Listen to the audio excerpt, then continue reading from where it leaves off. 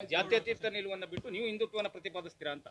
ಜಾತ್ಯತೀತ ಅಂದರೆ ಏನು ಹೇಳಪ್ಪ? ಎಲ್ಲರನ್ನು ಒಳಗೊಂಡಂತೆ ಅಂತ ಜಾತಿ ಎಲ್ಲ ನಿಮ್ಮ ಪಕ್ಷದವರು ಹೇಳ್ತಾ ಇದ್ರು. ಎಲ್ಲ ಜಾತ್ಯತೀತ ಅಂದ್ರೆ ಏನು ಸ್ವಲ್ಪ ಹೇಳು. ಈಗ ಸಿದ್ದರಾಮಯ್ಯವ್ರು ಮುಖ್ಯಮಂತ್ರಿ ಆದರೆ ಬರೀ ಕುರುಬರನ್ನೇ ಇಟ್ಕೊಂಡ್ರೆ ಅದು ಜಾತ್ಯತೀತವಾ? ಖರ್ಗೆ ಅವರು ಹೈಕಮಾಂಡಲ್ಲಿದ್ದಾರೆ, ಅವರು ಬರೀ ದಲಿತರು ನೋಡಿದ್ರೆ ಅದು ಜಾತ್ಯತೀತವಾ? ದೇವೇಗೌಡರ ಜೊತೆ ಬರೀ ಒಕ್ಕಲಿಗರ ಇದ್ದರೆ ಅದು ಜಾತ್ಯತೀತವಾ? ಯಡಿಯೂರಪ್ಪನವ್ರು ಬರೀ ಲಿಂಗಾಯತನ ಕಟ್ಕೊಂಡ್ರೆ ಇದು ಜಾತ್ಯತೀತವಾ?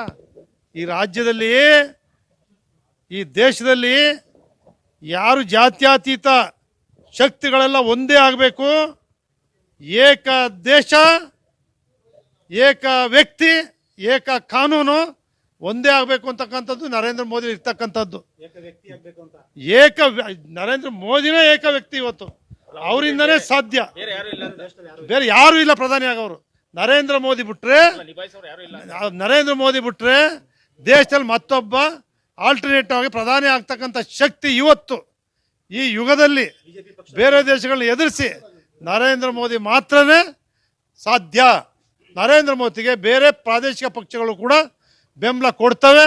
ಯಾರ್ಯಾರು ಯಾವುದು INDA ಏನಿದಾವೆ, ಇಂಡಿಯಾ ಏನಿದೆ, ಅಲ್ಲಿರ್ತಕ್ಕಂಥವ್ರು ಕೂಡ ಚುನಾವಣೆ ಹತ್ರ ಬರ್ತಾ ನರೇಂದ್ರ ಮೋದಿಗೆ ಜೈ ಅಂತಾರೆ.